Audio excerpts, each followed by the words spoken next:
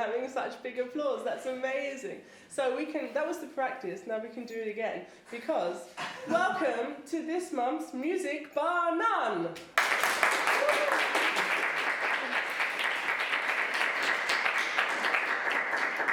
So, the snow has already started falling in Basel, which is perfect because today we have a very Christmassy program. We're doing lots of Christmas music from the 16th century on historical wind instruments with the wonderful Capella Helvetica. And as you can hear, I'm kind of losing my voice. So I'm going to pass over to Katharina, who has researched this project, and she's going to tell you a little bit about all the music you will hear.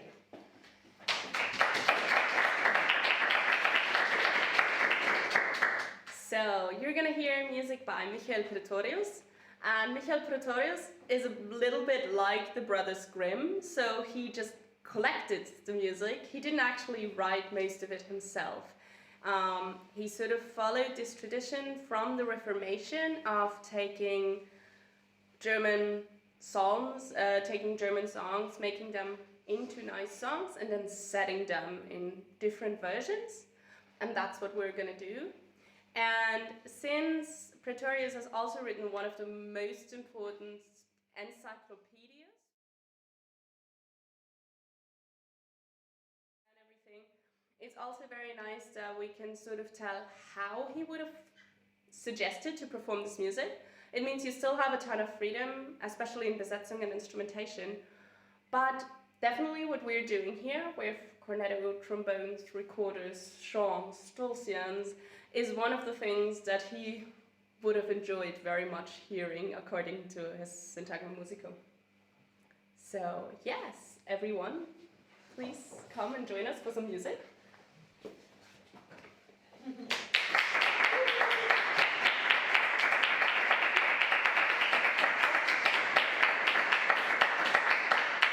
This was the perfect day to have so many people in the audience. There's so many chances to clap. It's fantastic. So we're going to start off by a very, very jolly piece. In fact, a friend of Luther referred to it as one of the chief Christmas songs of joy. And it comes in different versions. There's sort of the original was Resonette in Laudibus, which is a 14th century Christmas carol, which would have been known throughout the whole of Europe. It first appeared, even though it's probably sung before this, but the first time it was sort of documented in a manuscript is 1360, and then it carried on being loved into the 15th, 16th and 17th century, set in many different ways. And then at some point, it also got turned into a German Christmas song, Joseph, Liebe Joseph mein. So we're going to play the two versions.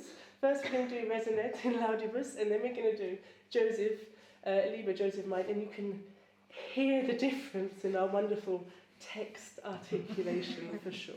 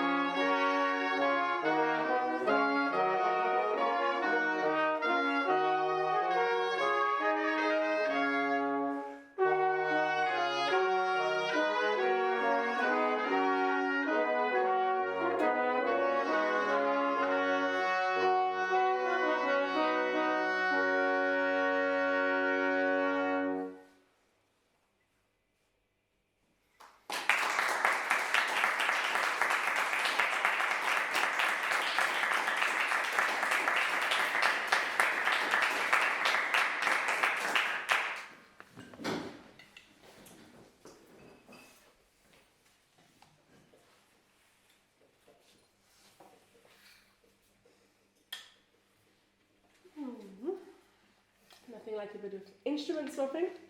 So we're going to carry on with another block of 2 pieces. It's 2 versions of From Himmelhoch. We're going to first do the very simple version with a beautiful 4-part setting where we're going to have some surprises as we go through. And then after that will be a 3-part version for 3 recorders. No, we're doing in Dolce Jubilee, that's why you were asking. So, the same thing, but the pieces in Dolce Jubilee are not from him. Mark is panicking there. So I think I tested the cocktail a bit too much before. And we were going to be tuning up.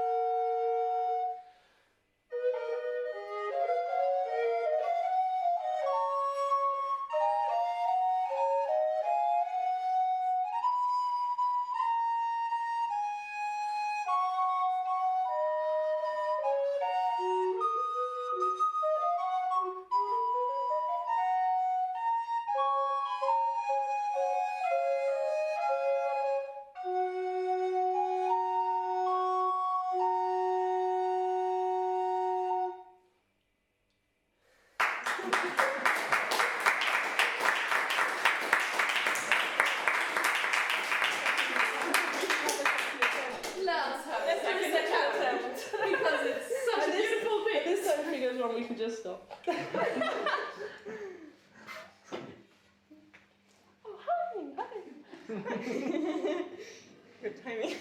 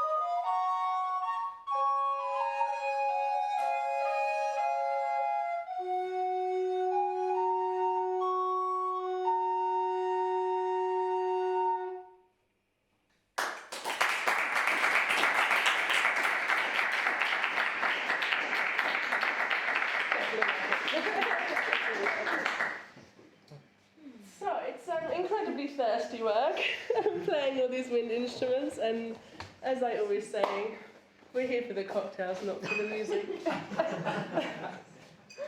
It's just an excuse.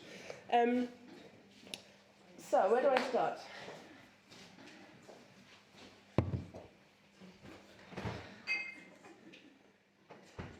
Today's cocktail is actually really super easy. It's a kind of a Christmas twist on an Aperol Spritz.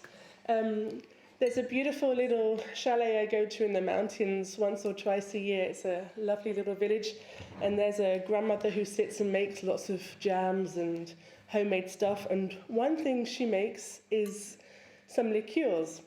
And back in the summer, she was selling this clementine liqueur, and I thought, I will buy it, even though it's sort of the middle of the summer and I don't really feel like drinking clementine liqueur in the middle of the summer, but I just knew it would be perfect for a Christmas cocktail. So it's been waiting on my shelf, and now finally I can use it. And I must admit, I brought a lot of different bottles to experiment with how to make this Christmas cocktail. But in the end, I found that the simple is always best. Very simple, a tiny bit of this, a nice slug of Prosecco, and you have a lovely Christmas clementine cocktail. So I will start to pour these, and you guys can all slowly come back, and we'll have a little chat about Christmas near and far.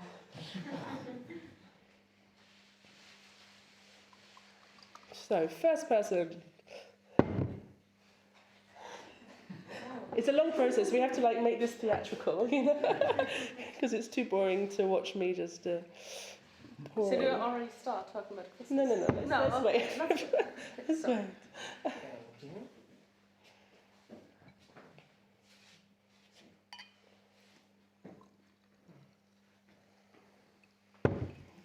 I think we need some we always need background music. We need to sort out some background music for this cocktail part.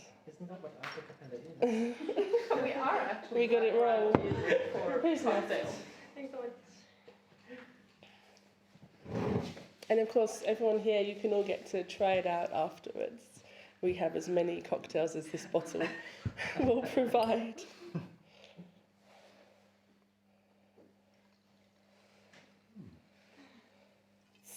So, first of all, cheers everyone. Cheers. Cheers. Cheers. Okay, we're doing everyone. Cheers. It's this way. So I feel a bit weird because it's only the 3rd of December and Christmas does still feel very far off in my head, but I think this would be the perfect moment to share. We all come from a different country and so we all have very different Christmas traditions, so I'm just interested to share a little bit what we would be normally doing at Christmas if we were not stuck in Basel doing church services. Right, okay, what's your dream Christmas tradition that you could have if you were not a musician? Well, wait, that's a different question from what's happening in my country.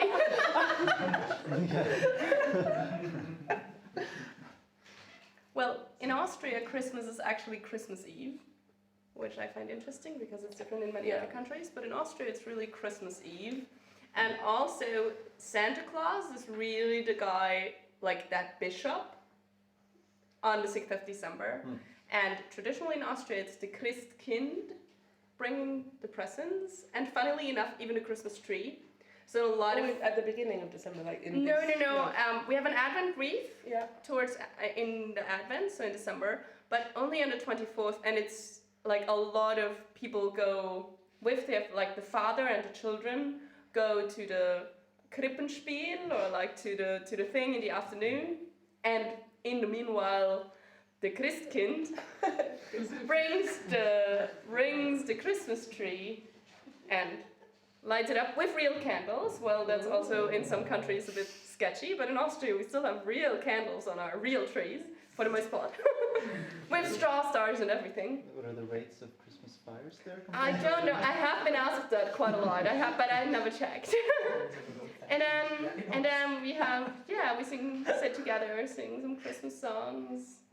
Depending on how religious your family is, read the story. I still remember my grandmother always reading a fairy tale that nowadays would probably be considered not so good anymore because it was these fairy tales about the Christkind sort of, I don't know, it was always everything the Christkind does and but who is they weren't so politically correct. You said before this Christkind, it's not supposed to be like baby Jesus, it's some other magical creature coming with presents? It's really difficult because the Christkind, if it is depicted anywhere, it's more like a blonde angel flying in, bringing the presents and leaving, so it's really not baby Jesus, I have to say. But then again, this doesn't make any sense, so I don't know, as a child it was a blonde angel bringing the Christmas tree and present. And also we had a little bell that was ringing when the Christmas tree was ready and everything, that was the Christkind. Like you weren't allowed in until the bell was ringing, that was pretty special too. Yeah. And we always had to sit there until the very end of the Christmas songs singing and the Bible reading and stuff, and only then were we allowed to open our presents, so that was pretty difficult, but we managed. Did you have any food that's typically associated with Christmas? That's very different in every family.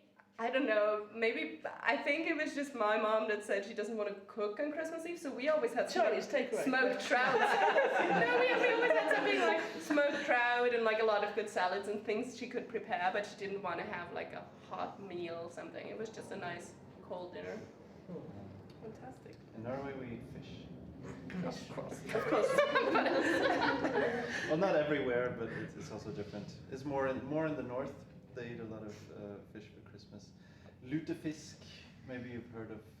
Yeah, just yesterday. Yeah. It's like raw fish treated with lye. Actually the chemical that you use for cleaning liquids and stuff. Sounds delicious. Do you wash it off and that gives extra taste? Just the extra taste. taste.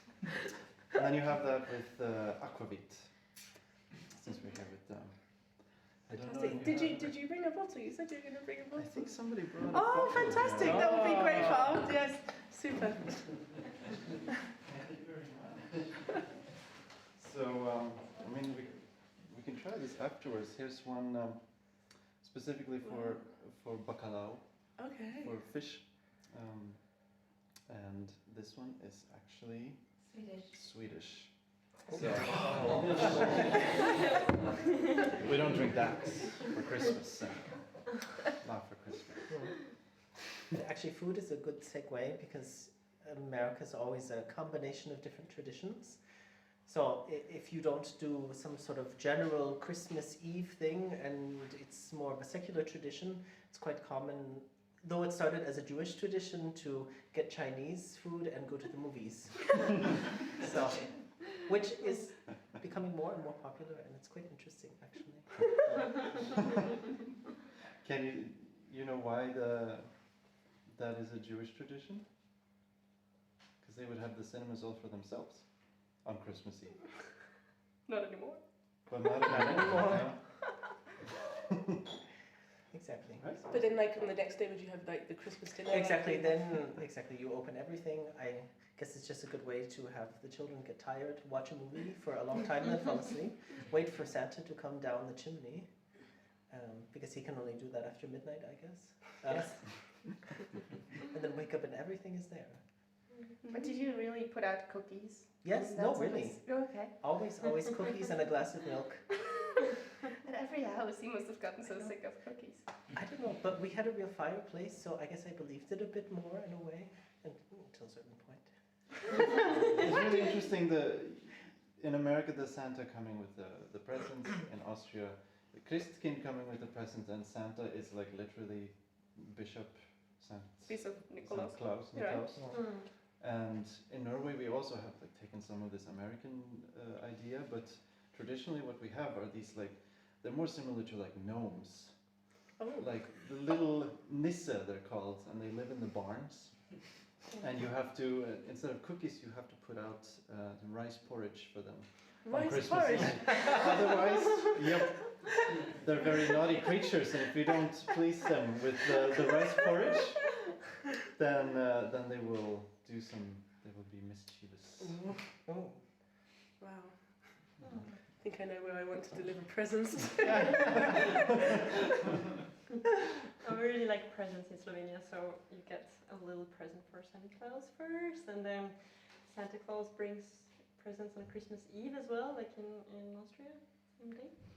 And then we also took the Eastern Mr. Frost, or I don't know how to translate, it's like, that's how I would translate. We call him Dedek Mraz. He comes like with, it's very cold, so he wears all sorts of clothes, and so that comes on the New Year's Eve. You also get presents. You also get presents there. But usually the main present you get on the Christmas Eve, and then on the New Year's it's like a little symbolic nice chocolate or something extra. But yeah, and for the food we have like always the holiday festive potitza, so-called. It's like kind of pastry that looks a bit like rolled bread or like some kind of pastry, and it's like with walnuts and raisins and rum. It takes a full day to make it because you have to wait after every step. So You also have the one with poppy seed, because in Austria we have it either with walnuts or Right. with poppy seed. Yeah, Well, in there are Austria, I guess in southern Austria, I'm in Slovenia and southern Austria. It's sometimes merged cooking-wise. or with tarragon as well. Oh, I used to tarragon. love that one. Ooh, that's interesting. Yeah, well, and this is also what we would have for Easter again. So Whatever's left over. you already learned how to do that then. That reminds me, in Scandinavia we make these saffron buns. Ooh, that sounds nice. Yeah, so they turn like yellow. I think you have to make some. Ooh, I have. Actually, I haven't. But that's for the 13th of December, which is Saint 13th. Lucia Day. Oh yeah, because you have a big tradition of that. No? Yeah. And then all the kids dress in white. And there's a song and hold candles and hand out these saffron buns. We just have Black Friday, so. That's true. I mean, do you? I guess it's really close to Thanksgiving, but do the other countries have some 6th of December traditions or not? I don't. Santa Claus, yes. So okay, so he's coming twice. Well, it's not the same guy. One is the bishop. One is the American Santa Claus.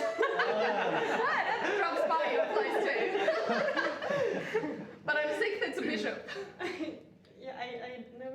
it's so much, but actually, yes, yeah, of course, it's true. Yes.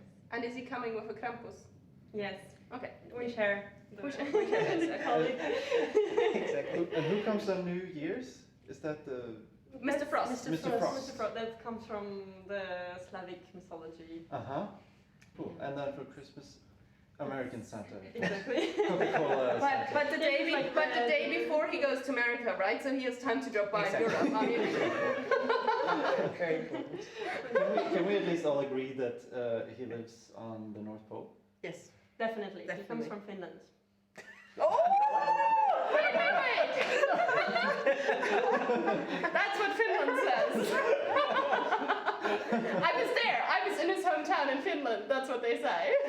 In Santa Claus Village in Finland. It's a nice place, even in the summer. Although I have to say, it's Father Christmas, it's not Santa Claus. Sure. I have to be nationalistic. What do you do in England?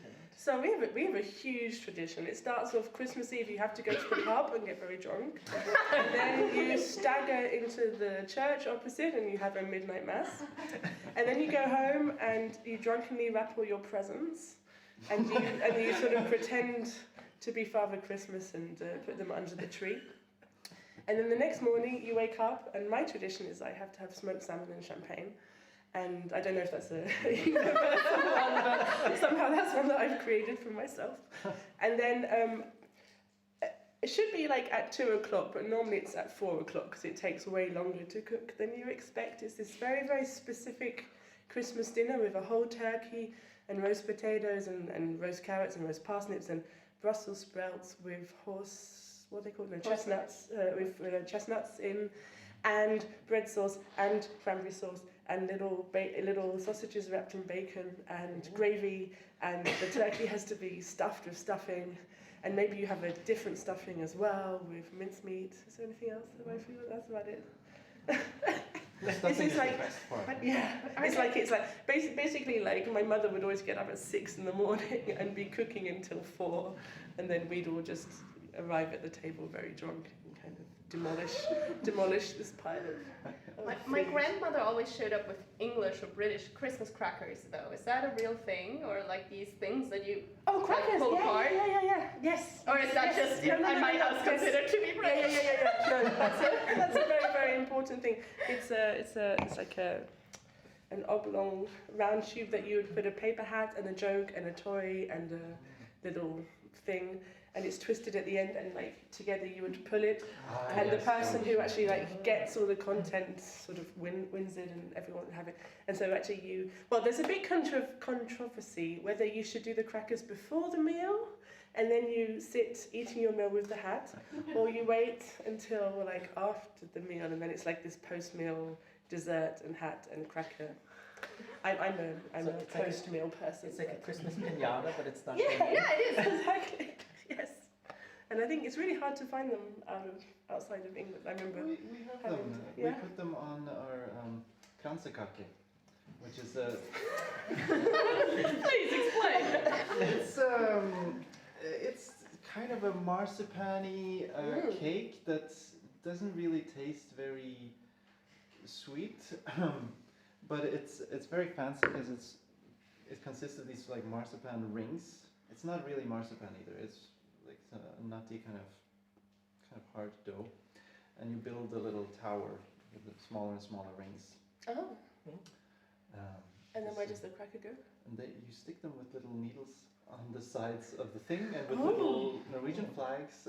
And then you start at the top and you eat the thing, and when you get to the crackers, then you have to take them out and do the thing. I feel like I need to make a new tradition. That sounds pretty I awesome, yeah. steal that. That's really cool.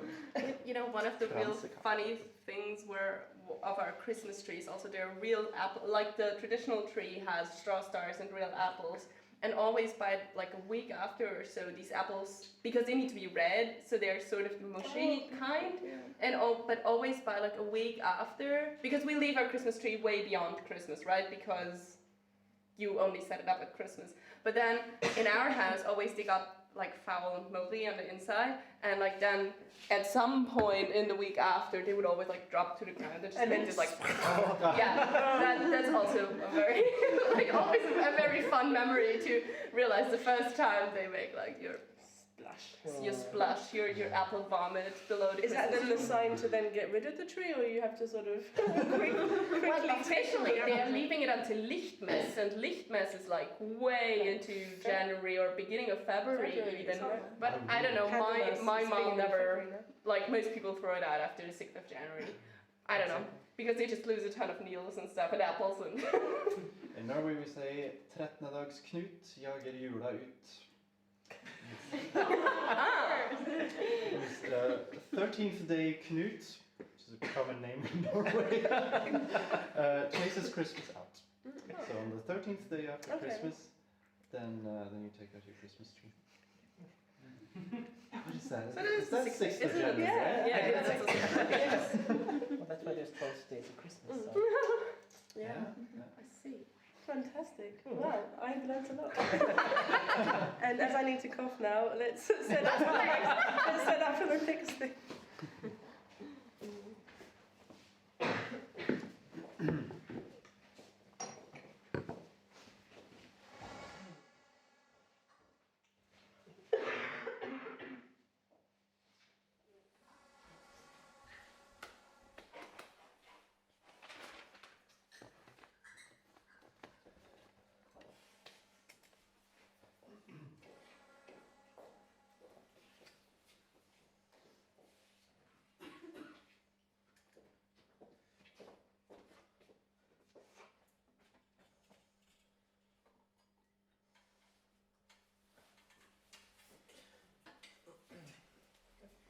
We're doing the fun set right after we had alcohol.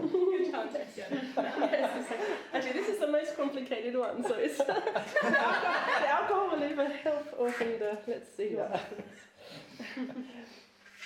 Well, this time it's from Himmel Hoch. Yes, exactly. Now we're actually playing from Himmel Hoch. All been waiting for. Exactly. And again, we'll do two versions. One's the simple thing, so you really get to know the melody, which you probably know anyway, because I guess it's probably a famous song here. And then we'll do a very complicated polyphonic version that we will hopefully get right on the first attempt. Not too complicated. Actually, can I have some notes? I feel like I didn't play for a while.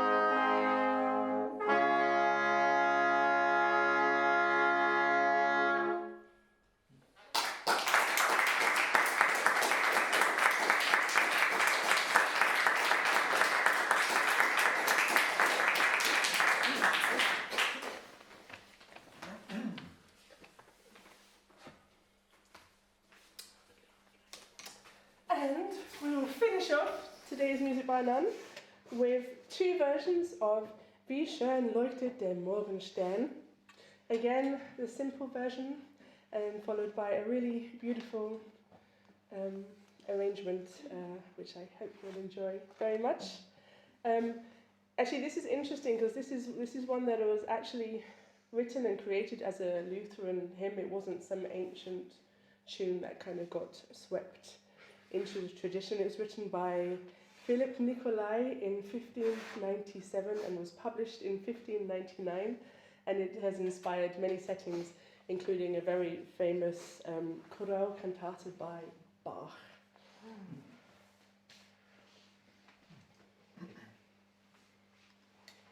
Could we just do an F major? Sure.